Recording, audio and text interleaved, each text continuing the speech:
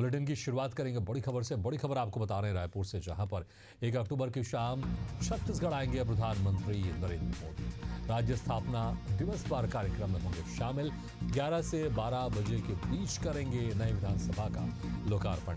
राज्योत्सव का शुभारंभ भी करेंगे प्रधानमंत्री नरेंद्र मोदी। विधानसभा अध्यक्ष डॉक्टर रमन सिंह ने बैठक के बाद इसकी जानकारी दी।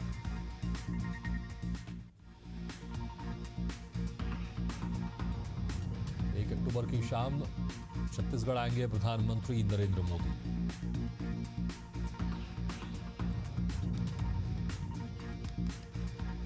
राज्योत्सव का शुभारंभ भी करेंगे प्रधानमंत्री नरेंद्र मोदी। विधानसभा अध्यक्ष डॉक्टर रमन सिंह ने बैठक के बाद इसकी जानकारी दी।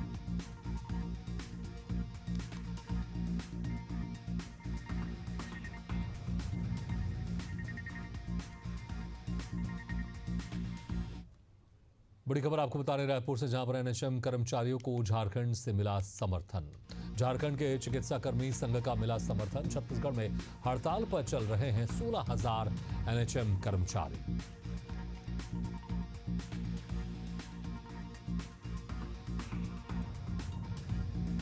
तो बड़ी खबर आपको बता रहे हैं रायपुर से, जहां पर एनएचएम कर्मचारियों को झारखंड से मिला समर्थन। झारखंड के चिकित्सा कर्मी संघ का समर्थन मिला। छत्तीसगढ़ में हड़ताल पर चल रहे हैं 16,000 एनएचएम कर्मचारी।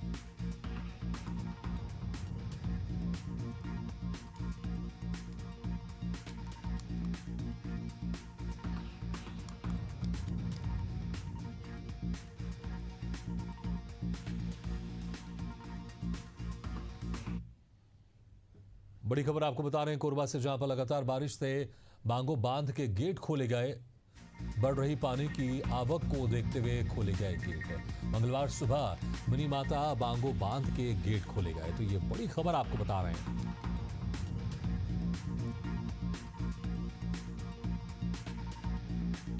लगातार बारिश से बांगो बांध के गेट खोले गए हैं। बढ़ रही पानी की आवक को देखते हुए एहतियातन तौर पर ये गेट खोले गए हैं। मंगलवार सुबह मिनी माता बांगो बांध के गेट खोले गए।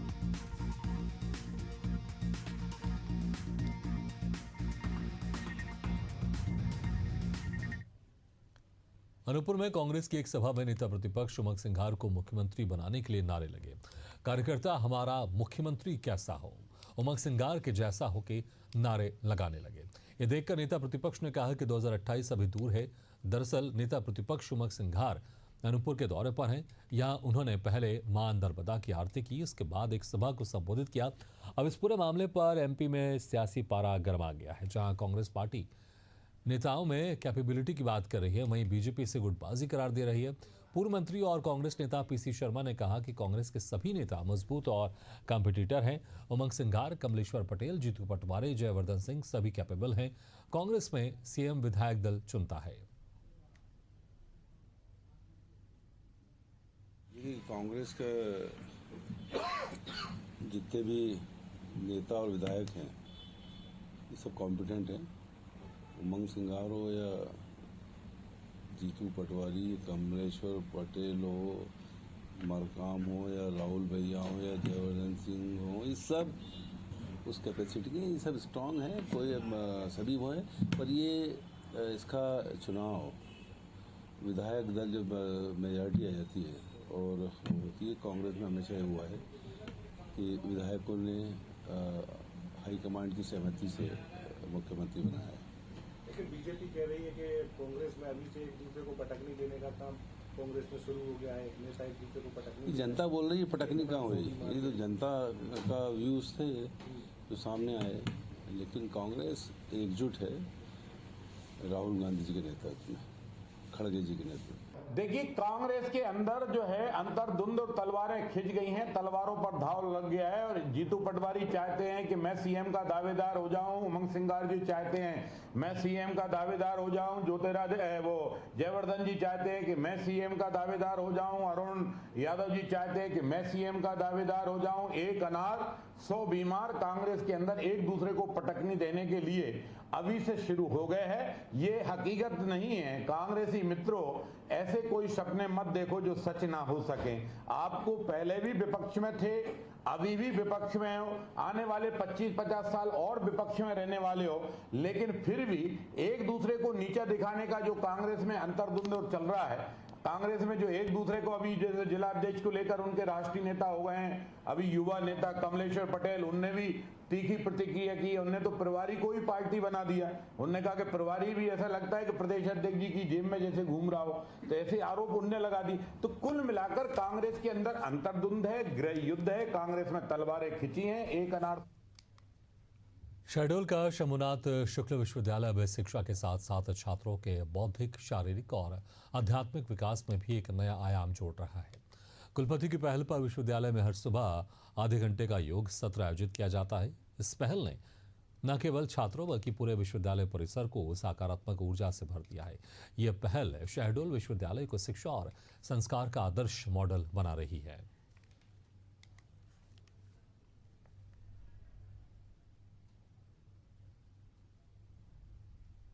मंत्री तोमर है। मैं पंडित शंभुनाथ शुक्ला यूनिवर्सिटी की PhD स्कॉलर हूँ।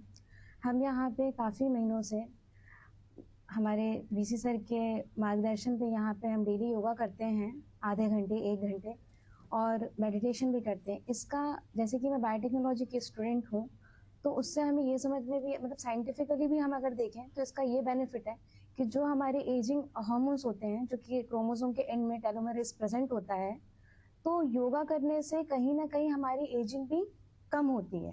मैं डॉक्टर शरद कुमार बर्वे, सहायक प्राध्यापक गणित विभाग। हमारे विश्वविद्यालय में लगभग 1 वर्ष से बीज मंत्रों का उच्चारण किया जा रहा है, जिसका ये सारा कार्य जो हो रहा है हमारे माननीय कुलगुरु महोदय प्रोफेसर रामशंकर के मार्गदर्शन में हो रहा है। इन बीज मंत्रों के उच्चारण से हमारे जीवन में कई तरह के बदलाव देखने को मिले हैं। जैसे हमें स्ट्रेस जैसी चीज़, स्ट्रेस से हमें काफ़ी लाभ मिला है। उत्तराखंड के देहरादून के विकासनगर तहसील में पहाड़ों से हो रहे भारी भूस्खलन ने जनजीवन ठप कर दिया है। सड़कों पर जमा भारी मलबे के कारण आवाजाही पूरी तरह बंद हो चुकी है। विकासनगर प्रशासन ने JCB मशीनों के जरिए मलबा हटाने का काम शुरू किया है, लेकिन बताया जा रहा है कि रास्ता खुलने में अभी 1-2 दिन और लग सकते हैं।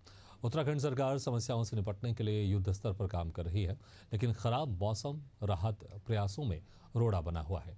पहाड़ों की खूबसूरती के बीच यहाँ के लोगों का जीवन संघर्षों से भरा है।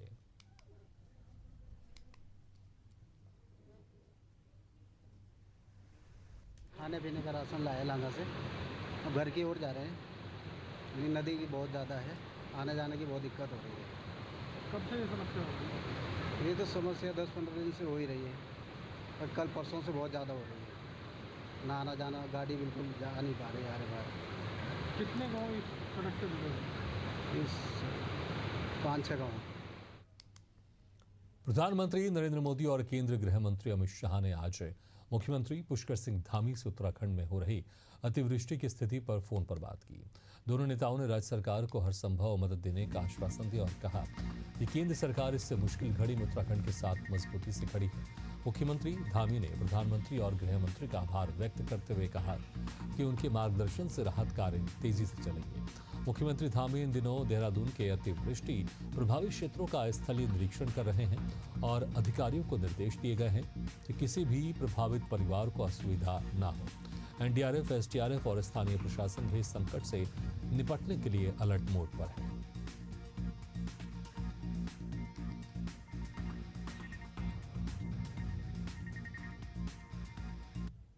देखो, जो तेज बारिश हुई है उससे हमारे यहाँ की सभी नदियाँ उफान पर हैं और कई जगह बादल फटा है।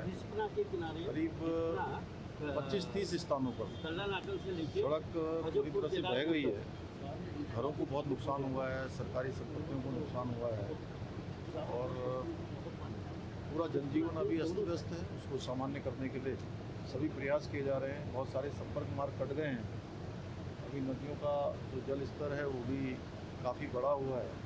पुल भी खतरे की जद में, आप देख रहे होंगे। ये हमारा सोंग और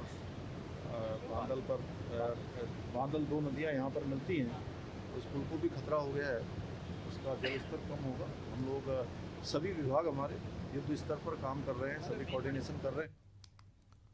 पन्ना पुलिस ने एक चौंकाने वाले हत्याकांड का खुलासा करते हुए एक आरोपी को गिरफ्तार किया है। आरोपी ने पत्नी को परेशान करने के कारण अपने दोस्तों को मौत की घाट उतार दिया था।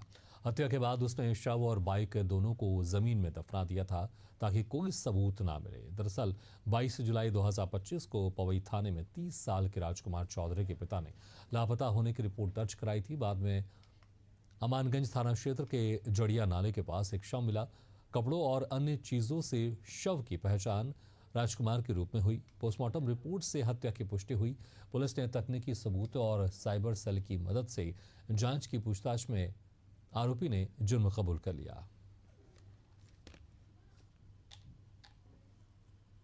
ये जुलाई में 22 तारीख की बात है। एक युवक मुराद गांव का राजकुमार चौधरी नामक युवक, इसका गुमनाम कायम किया गया था थाना पवई में।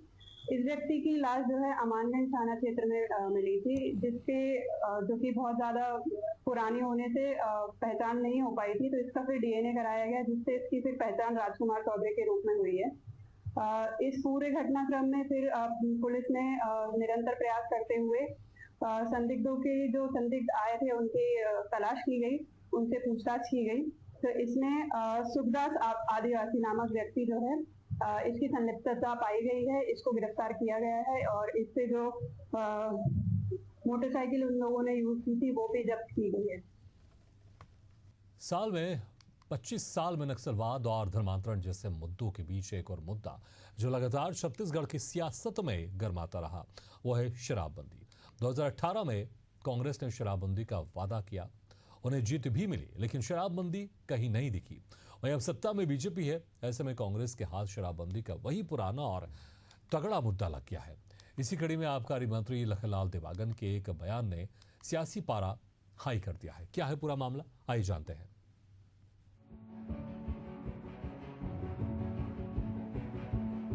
साल 2018 में कांग्रेस शराबबंदी के वादे के साथ सत्ता में आई थी। सरकार के 5 साल भी बीत गए, लेकिन शराबबंदी तो दूर, शराब सिंडिकेट और आबकारी घोटाले के आरोपों में कांग्रेस खुद घिर गई है। अब जब बीजेपी की सरकार है तो सवाल फिर से वही है, क्या शराबबंदी होगी? इसी बीच आबकारी मंत्री लखनलाल देवांगन का एक बयान भी सामने आया है, जिसमें वो कहते नजर आए हैं कि अच्छी दुकानें खुलेंगी तो शौकीन लोग अच्छे से जाएंगे। माननीय मुख्यमंत्री ने विभाग का जवाबदारी सौंपा है। पहले बार